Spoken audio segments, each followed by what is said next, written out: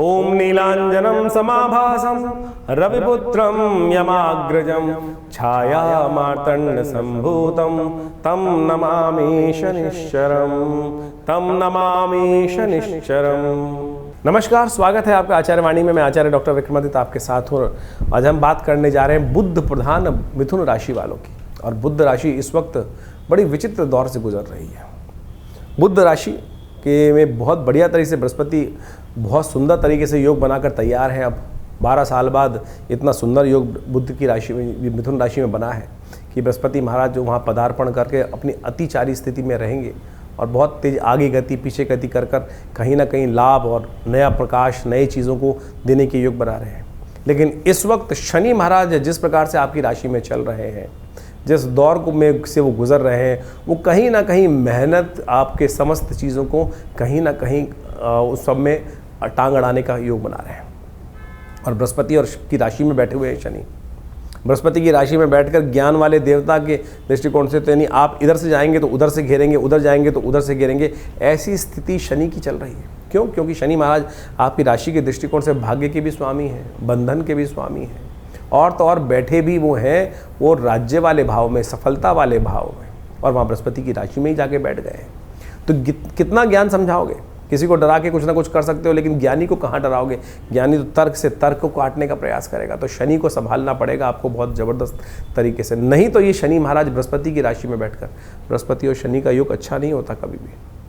उसका सिद्धांत पूरा समझाएंगे आपको। और तो और शनि इस वक्त जिस दौर में चल रहे हैं वो मंगल के साथ भी द्वंद्व में उपस्थित फंस गए हैं। आरंभ काल में जब शनि वक्री होंगे तब विशेष तौर पर समझें तो क्या होगा, शनि का षडाष्टक योग चल रहा होगा। शनि मंगल एक दूसरे के छठे आठवें होंगे, और फिर आप उसके समसप्तक में आ जाएंगे, एक दूसरे के सामने आ जाएंगे।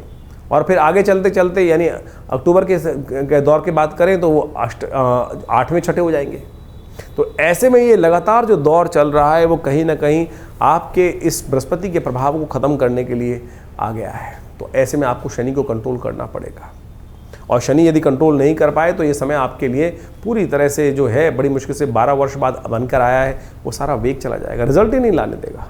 क्योंकि शनि की दृष्टि जहाँ पड़ रही है वो सुख वाले भाव पे पड़ रही है। शनि की दृष्टि जहाँ पड़ रही है व्यवसाय जीवन साथी वाले भाव पे पड़ रही है शनि की दृष्टि। तो ये दोनों की दोनों दृष्टियाँ कहीं ना कहीं आपके लिए बहुत विशेष योग बनाती दिखाई दे रही है। आपको संभालना पड़ेगा शनि के दुष्प्रभाव को। ज्योतिष का यही लाभ है कि आप समझकर ज्योतिष के सिद्धांतिक चीज़ों को कर आप शनि के किसी भी ग्रह के नेगेटिव प्रभाव को कम कर सकते हो, लेकिन समझना तो पड़ेगा। आज हम विडंबनाओं में फंस जाते हैं, हम सही मार्ग की जगह गलत मार्ग में चले जाते हैं, आलस में फंस जाते हैं। किसी ने कह दिया ये पहन लो, किसी कर दिया ये पहन लो, ऐसे में फंस जाते हैं। तो ऐसे में सिद्धांतिक तौर पर जो शास्त्रोक्त उपाय बताए गए हैं उनको हमें करने का प्रयास करना चाहिए।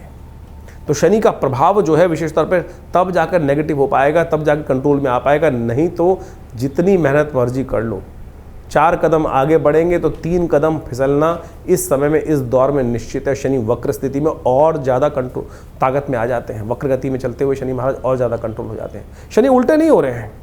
ये तथाकथित तौर पर बहुत सारे लोग बोलने का पड़ जाते हैं शनि उल्टे हो गए। शनि उल्टे कहीं नहीं हुए भाई। शनि का सीधा सीधा प्रभाव ऐसा है कि शनि महाराज जो हैं वो इस वक्त जहाँ देख रहे हैं उसको समझ लेना चाहिए।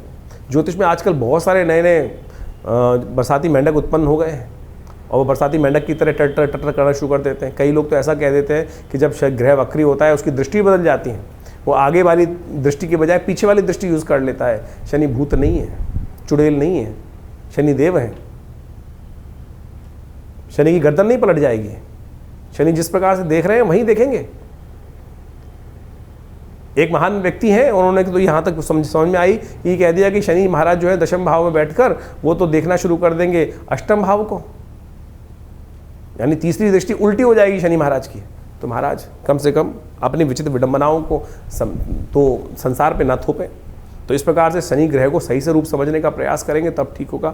शनि के सही सिद्धांतिक तौर पर समझने का प्रयास करें।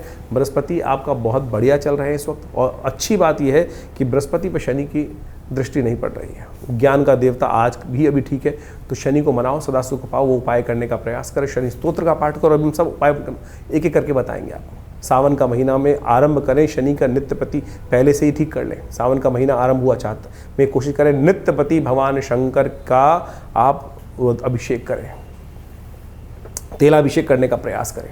भगवान का जितना तेलाभिषेक करोगे उतना बढ़िया कल्याणकारी योग बनेंगे। शनि नुकसान नहीं होने देगा, ये अच्छी बात है, लेकिन मन को शांति भी नहीं होने देगा। शनि नुकसान बिल्कुल नहीं होने देगा आपका, ये सबसे अच्छी बात आपकी राशि के दृष्टिकोण से निकल रही है, लेकिन वो कहीं ना कहीं आपके मन में जो फालतू की बात की एंजाइटी डिसऑर्डर्स देता रहेगा, ज़्यादा सोचने की बीमारी पड़ सकती है, उसको कंट्रोल करना पड़ेगा। हनुमान चालीसा का पाठ करें, शनि स्तोत्र का पाठ करें। शनि और बृहस्पति का संबंध बड़ा विशेष हो रहा है। बृहस्पति की राशि में चलते हुए शनि, बृहस्पति आपकी कंट्रोल में इस वक्त चल रहे हैं, लाभ दे रहे हैं, तो ऐसे में अननेसेसरी के भ्रम को दूर करने का प्रयास करना चाहिए। शनि का पूजा, शनि हनुमान जी को स्तोत्र, हनुमान जी को खास तौर पर हनुमान चालीसा में एक बात कही गई, और देवता चित्तन अथरई हनुमत से ही सर्व सुख करें। सुंदरकांड का पाठ कीजिए, हनुमान चालीसा का पाठ कीजिए, शनि स्तोत्र का नित्यप्रति पाठ कीजिए, और हो सके तो अपने जन्मपत्री को अच्छे से विवेचना कराएं और समझें क्या कुछ चल रहा है। तो शनि का ये विचित्र प्रभाव जो आपकी राशि के दृष्टिकोण से पड़ रहा है, इसका मूल कारण आपको समझना चाहिए कि शनि का कारण क्या है। शनि महाराज जो है इस वक्त बृहस्पति की राशि में चल रहे हैं, और बृहस्पति और शनि जो आपस में हैं वो बहुत अच्छा मधुर संबंध माना नहीं जाता। शनि जो है वो आत्मकारक हैं, बृहस्पति ज्ञान के प्रतीक हैं। एक बात समझे, दोनों आध्यात्मिक हैं। शनि विशेष तौर पे ज्योतिष के दृष्टिकोण से अंतःकरण के मालिक बोले जाते हैं, अंतःकरण के स्वामी बोले जाते हैं, और वो दंडाधिकारी भी बोले जाते हैं। तो शनि का जो विचित्र प्रभाव जो है, लेकिन उनका जो स्वभाव है, जो चरित्र है, वो बड़ा विचित्र माना जाता है, उसको अच्छे से समझना चाहिए। वो बृहस्पति के साथ बिल्कुल नहीं मिलता। बृहस्पति के साथ जो है उनका कई बार विचित्र प्रकार का द्वंद्व शास्त्र में वर्णित किया गया है। और एक बात समझें, शनि में दशाओं के अंतर्गत ज्योतिष के दृष्टिकोण से एक सिद्धांत बताया गया है कि बृहस्पति की दशा चल रही हो उसमें शनि का अंतर आ जाए, या शनि की दशा चल रही हो उसमें बृहस्पति का अंतर आ जाए, तो कभी भी शुभ नहीं जाता है। हमेशा दुष्प्रभाव उसको उत्पन्न करने वाले ये समय माने जाते हैं। तो इस प्रकार से इसी दृष्टिकोण से समझा जाए तो उसका पीछे मूल कारण भी है। ज्योतिष के दृष्टिकोण से आध्यात्मिक जगत में एक कथा चलती है कि एक बार शनि महाराज जो हैं वो बृहस्पति के साथ मिलकर कुछ द्वंद्वात्मक स्थिति में महाराज विक्रमादित्य के राज्य में उपस्थित हुए। कहा जाता है महाराज विक्रमादित्य का न्याय के दृष्टिकोण से बड़ा वर्चस्व था। शनि स्वयं दंडाधिकारी माने जाते हैं, और उनका जो सब प्रभाव है कि दंडाधिकारी के रूप में कर्म के अनुसार से कर्म फलदाता माने जाते हैं।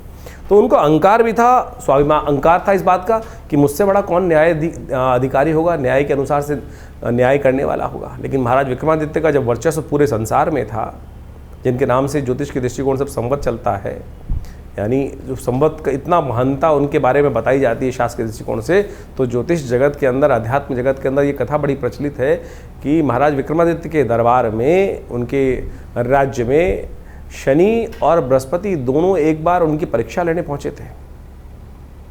महाराज को पता चला कि शनि और बृहस्पति दोनों के दोनों उपस्थित हुए हैं वहाँ पर। तो बृहस्पति महाराज देवगुरु माने जाते हैं, और कहा जाता है कि न्याय अधिकारी जो हो, दंडाधिकारी जो हो, वो किसी के वर्चस्व में नहीं आना चाहिए, किसी के दबाव में नहीं आना चाहिए। तो कहा जाता है कि शनि महाराज ने उनकी परीक्षा लेने के लिए अनेक प्रकार से उनको त्रास देकर डराने का प्रयास किया, और यहाँ तक कहा जाता है कि जब महाराज विक्रमादित्य ने उस न्याय के जब व्यवस्था के अंदर उपस्थित हुए तो बृहस्पति जी के से विमुख नहीं, बृहस्पति जी के तरफ वो न्याय का जो था व्यवस्था न्याय दिया, यानी शनि महाराज को गलत ठहरा दिया। शनि महाराज ने वहाँ उस वक्त कहा, भय दिखाने का प्रयास किया। आमतौर पर जब किसी दंडाधिकारी के समक्ष उपस्थित होते हैं, जो व्यक्ति जिस प्रकार से कहता है कि महाराज बाद में देख लूँगा, और जो न्यायाधिकारी होता है उसको किसी प्रकार से अपना इन्फ्लुएंस उपस्थित करने का प्रयास किया जाता है, तो शनि महाराज ने भी यही किया कि महाराज आज तो आपने मेरे खिलाफ अपना न्याय दिया है, लेकिन जब मेरा समय आएगा ना, तब आपकी परीक्षा होगी, और तब आप देखना कि क्या स्थिति उत्पन्न होती है। तो महाराज विक्रमादित्य के राज ज्योतिषियों ने बताया कुछ वर्ष बाद कि महाराज आपके ऊपर शनि का ये दुष्प्रभाव समय उपस्थित होने वाला है। और कहा जाता है कि राजा के ऊपर इस प्रकार का दुष्प्रभाव शनि का उपस्थित हो, और आपने तो शनि महाराज आपको जिस प्रकार से चेतावनी देकर गए थे, तो ये समय बहुत भयावह रहेगा आपको, और आपके ऊपर आएगा तो पूरे राज्य के ऊपर आएगा। तो कहा जाता है कि महाराज विक्रमादित्य ने उस समय कहा कि मैं कुछ दिन के लिए संन्यास ले लेता हूँ, राज्य से चला जाता हूँ। कहा जाता है महाराज विक्रमादित्य अपने राज्य को कुछ दिन हटकर वहाँ से संन्यास की तरफ भ्रमण पे निकल गए, और अपने साथ कुछ काशापण ले गए थे। कहा जाता है काशापण ले जाते हुए कहीं एक जगह शनि महाराज की ऐसी बुरी स्थिति हुई, शनि ने अपना इतना दुष्प्रभाव उनके ऊपर दिखाया कि महाराज विक्रमादित्य को बर्तन मांजने पड़े एक जगह। कहा जाता है कि जब एक जगह कहीं छोले खा रहे थे, चने खाने के लिए कुछ पैसे, उसको कहा कि भैया ये पैसे रख देता हूँ, वो काशापर्ण, स्वर्ण के काशापर्ण थे, वो कोयले के बन गए। और जब उस छोले वाले ने, दुकानदार में, हाट वाले ने देखा कि अरे ये काशापर्ण जो इन्होंने रखे थे कहाँ है काशापर्ण, ये तो कोयले हैं, तब उसे बर्तन, महाराज विक्रमादित्य से बर्तन तक मंजवा दिए। लेकिन वो विक्रमादित्य महाराज तटस्थ, बिल्कुल हिल के डिल नहीं हुए कि जो है भाग्य में वो जिस प्रकार से रहेगा।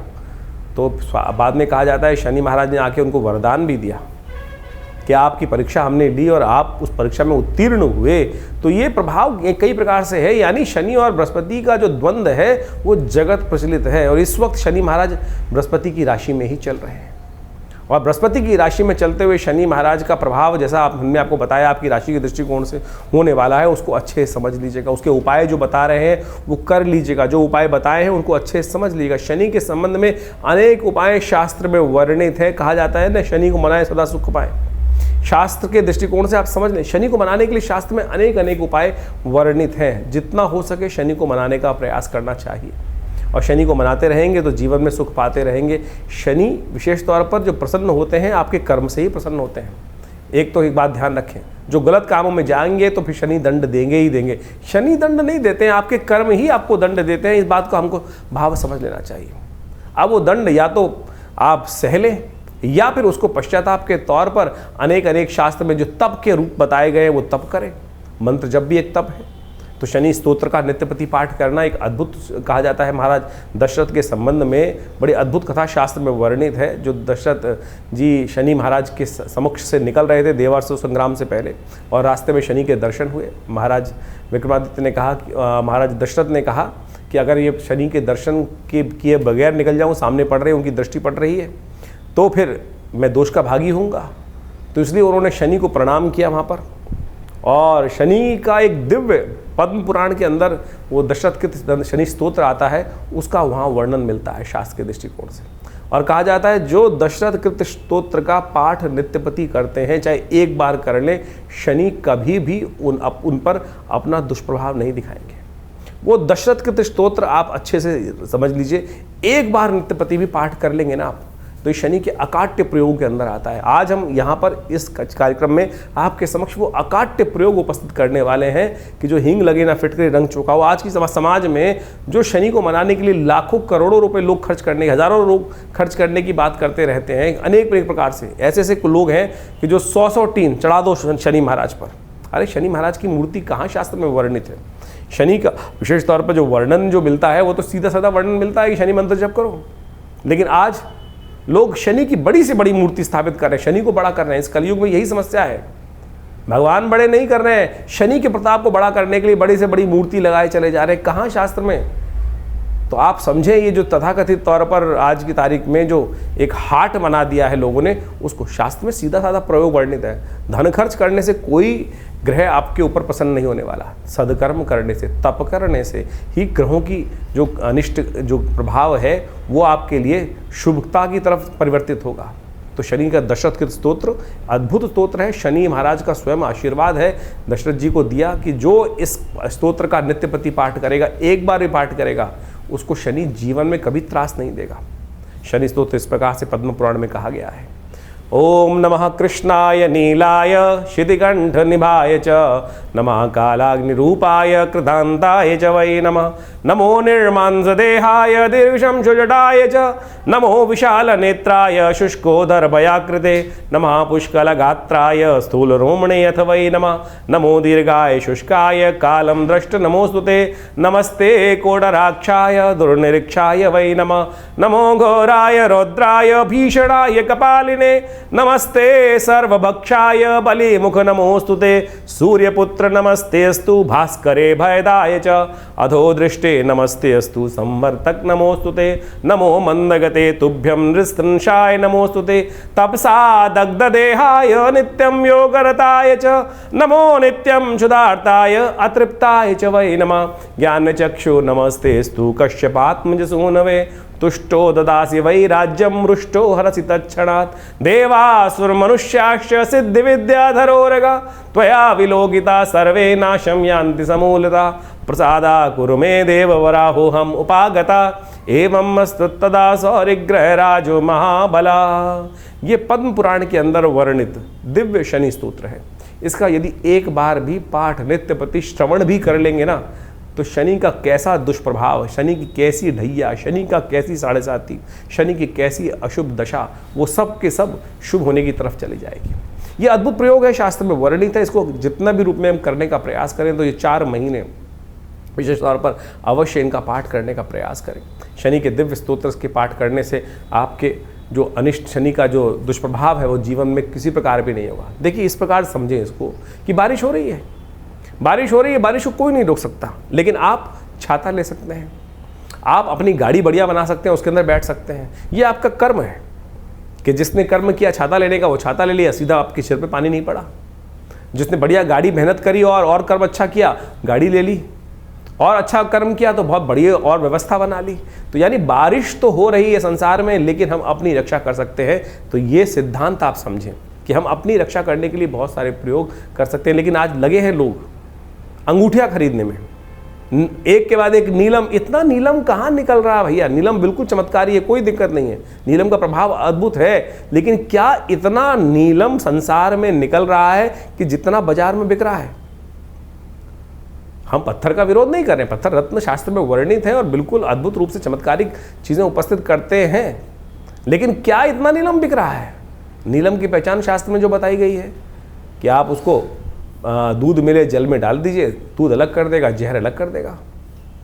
तो जहर को भी अलग कर सकता है, यानी इतना ज़्यादा वर्ण उसका प्रभाव हो जाता है। तो ये सोचे, क्या वो आज अगर फिर कोई तथाकथित तौर पे कहेगा कि वो तो असली नीलम होगा, तो यानी जो आप पहन रहे हैं वो तो नकली है।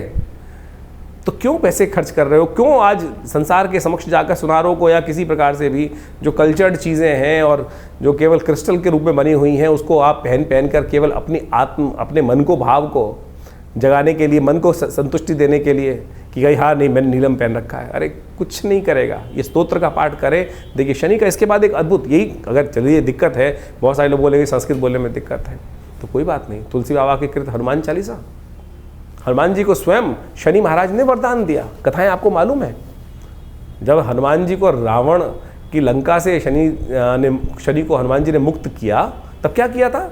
शनि ने वरदान दिया था हनुमान जी को, जो आपके भक्त रहेंगे तो उन पर कोई कष्ट नहीं दूंगा। तो हनुमान जी को चोला चढ़ा दो। हनुमान जी को हर शनिवार को जाकर हनुमान जी के मंदिर में सिंदूर में चमेली का तेल मिलाया और पीपल के पत्तों की माला लेकर हनुमान जी को पहना दी, एक दिया वहाँ जला दिया, हनुमान चालीसा का पाठ कर लिया, हनुमान जी के मंत्र का जप कर लिया। हनुमान तो चालीसा तो स्वयं साबर मंत्र है, सिद्ध मंत्र है, जो 7 बार पाठ। अब समस्या क्या है कि कैसे पाठ कर कल्याण करेगा?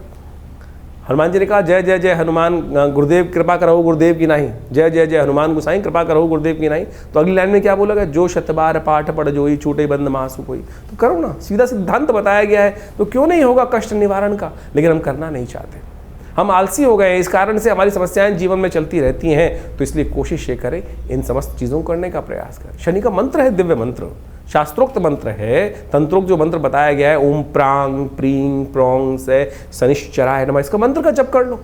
इसी तरह से पाठ है, कोई दिक्कत नहीं है। हमने आश्रम में, विवेकानंद योगाश्रम में व्यवस्था बनाई है कि हर रविवार को सुबह 8 से 10 बजे तक जो यज्ञ चलता है, भंडारा होता है, उसके बाद उसमें व्यवस्था है कि आप आइए, उस यज्ञ में बैठिए और कोई चार्जेस नहीं है, कोई चार्ज नहीं लिए जाते। आप आएंगे, बैठेंगे, यज्ञ करेंगे।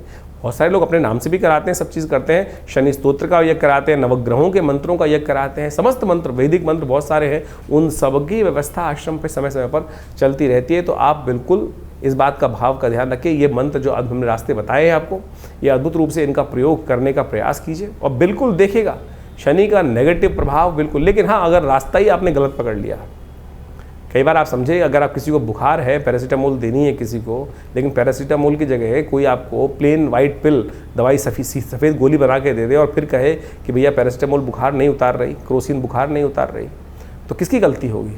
कि आपने चेक किया नहीं किया कंपनी की दवाई असली थी कि नहीं थी, उसमें वो सॉल्ट था कि नहीं था। तो जो आपने नग पहन रखा है या कुछ और आपने जो उपाय कर रखे हैं, क्या वो शास्त्र विधि के अनुसार से ठीक भी हैं, सही पद्धति से बनाए गए हैं? जो नग आपने धारण कर रखा है, क्या उसको सही मंत्रों से सिद्ध किया गया है? ऐसे आप मूर्ति भगवान की मूर्ति लाके रखते हैं, केवल दर्शन के लिए मूर्ति रखते हैं या प्रतिष्ठित मूर्ति रखते हैं? रत्न तो आप धारण करते हैं, तो उसको सही प्रतिष्ठित है कि नहीं रत्न? उसको प्रतिष्ठित किया गया है कि नहीं किया गया। फिर आप रत्न 24 घंटे पहने रहते हैं, हाथ पवित्र भी हुए अपवित्र भी हुए, किसी की मरण शौच में चले गए, किसी की जन्म शौच में चले गए, तो रत्न का तो प्रभाव निष्क्रिय हो गया। इसी प्रकार से यंत्र भी बहुत अद्भुत रूप से काम करते हैं। जो शनि के यंत्र बने होते हैं उनको मंत्र से सिद्ध कराकर यदि धारण कर लिया जाए, रख लिया जाए घर में या दुकान पर, तब भी वो अद्भुत रूप से कार्य करते हैं। तो पद्धतियां अनेक हैं, लेकिन सही रूप से आज उनका प्रयोग किया जाए। आज बाजार में जिस प्रकार से पूरा का पूरा एक गिमिक सिस्टम चल रहा है, 4 लोगों को बैठा दिया जाता है कि मैं बड़े इसको मैंने धारण किया और इससे मेरी किस्मत जाग गई, ये जाग गई, वो जाग गई। अरे शास्त्र में वर्णित है जो तरीका, उसको करने का प्रयास करें। शास्त्र में भगवान के द्वारा विदित जो चीज़ें हैं, गुरुओं के द्वारा जो विदित चीज़ें हैं, उनको समझने का प्रयास करें। टीवी पर आके तो लोग पता नहीं किस किस प्रकार से, किस कारण से, कौन से पैसे लेकर क्या बोल देते हैं, वो हम सबको समझ में आना चाहिए। फिर हम लगते हैं गाली देने के लिए, मेरे कुछ ग्रहों का निवारण नहीं हुआ, प्रभाव निवारण नहीं हुआ। तो आप सबसे पहले समझे तो सही। और दूसरी बात, एक बात और, ये जो हम प्रभाव ज्योतिष के दृष्टिकोण से यहाँ बता रहे हैं, वो तो गोचर का प्रभाव बता रहे हैं।